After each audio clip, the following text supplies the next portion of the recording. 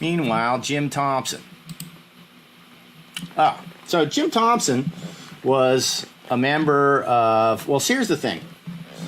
The GWAR formed in the dairy, basically. You had various people who all were sharing space in the same building. It was a squatters, it was a squatters art building, more or less. You had musicians having practice space in there, and you had artists doing whatever artsy shit they did, including Hunter Jackson making a set for a movie he was going to call Scumdogs of the Universe. But Jim Thompson was the drummer of the Alternatives. And the Alternatives, if you can look them up, I bet you can find their music on YouTube. Their music was jazz punk. It was vocalless jazz punk, if you can imagine. And they even got signed by, who's the same label that Black Flag was on? Anybody? Class? Fairly well-known independent label, as a matter of fact.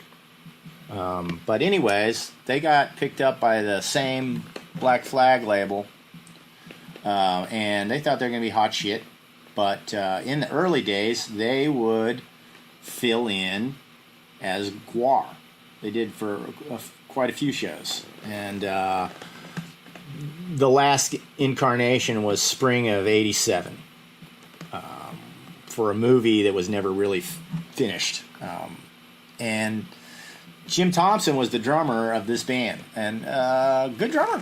I don't know if he'd be a great metal drummer or whatever, but I think all those musicians were very good. And if you get a chance, you can check their stuff out. You can find it on YouTube. But so he left us in spring of '87, and then Dave decided to get a real full-time band, not a bunch of dudes filling in, on occasion kind of band. And they wanted to emphasize their own careers. They thought GWAR was just a joke band, and so they weren't going to put any eggs in that basket, so to speak. And our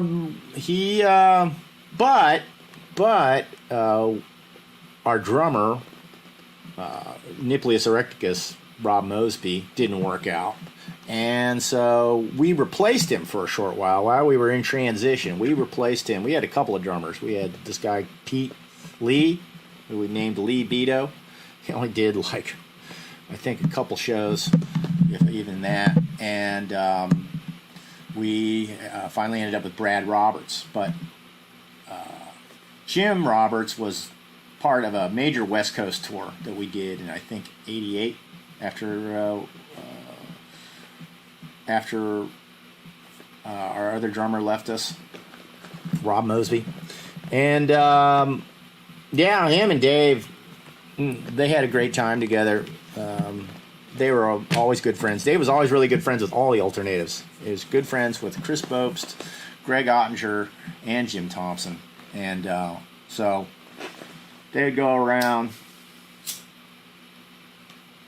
For some reason, they improv this song. Because about Star Trek. Helen's ready. She's ready to go. She's going to take on a 20-man show. Spock is ready. Kirk is too. Lieutenant Uhuru. It's just like whatever, some shit like that.